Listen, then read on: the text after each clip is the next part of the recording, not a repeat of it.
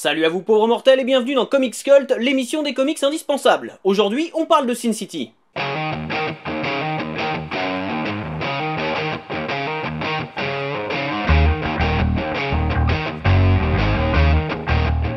Nous sommes en 1991. Frank Miller, frustré par les limites créatives imposées par Marvel et DC Comics, mais aussi dans le monde du cinéma suite à son expérience en tant que scénariste sur Robocop 2, décide d'affirmer son indépendance.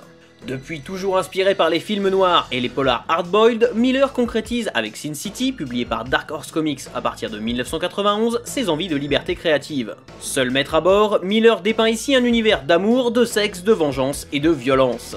Sin City se découpe en plusieurs récits, plus ou moins indépendants les uns des autres, prenant tous place dans la ville fictive de Basin City, aussi appelée Sin City, mégalopole tentaculaire au climat parfois extrême, dans laquelle le taux de criminalité explose tous les records. Protégés par une police surarmée, mais largement corrompue, les citoyens de Sin City sont tous soumis à de multiples tentations, qu'elles soient de nature crapuleuse ou sexuelle. Dans ce bourbier gangréné par les intentions les plus abjectes, Frank Miller nous propose de suivre plusieurs personnages tels que Marv, Dwight, Nancy Callahan ou encore John Artigan, des héros borderline au passé souvent tumultueux et dont la vie se résume bien souvent à la violence.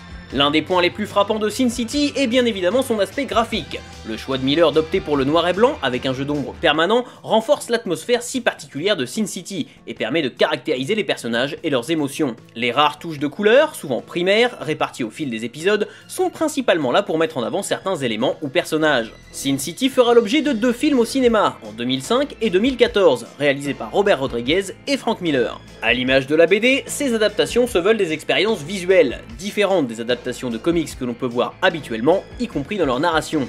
Œuvre riche et imposante pouvant sembler complexe et difficile d'accès, Sin City n'en reste pas moins un monument de la bande dessinée américaine qui assoit définitivement Frank Miller comme un artiste complet dont le travail a influencé des générations d'auteurs. Voilà, jusqu'à la prochaine fois, je compte sur vous pour avoir de saines lectures. Si vous aussi vous avez lu ce comics, n'hésitez pas à me donner votre avis dans les commentaires. Partagez cette vidéo et n'oubliez pas de vous abonner à la chaîne pour ne pas rater la prochaine.